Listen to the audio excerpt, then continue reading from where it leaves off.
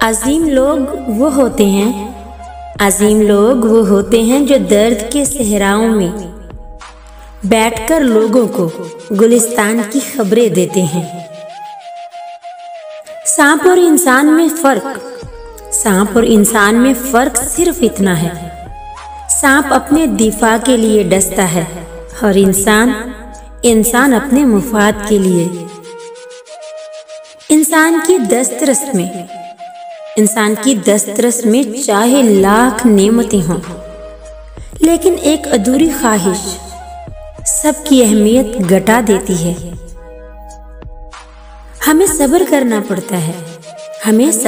पड़ता है उनके लिए भी जो खुद हमसे खो जाते हैं, या हम जिनको खुद छोड़ देने पर मजबूर हो जाते हैं।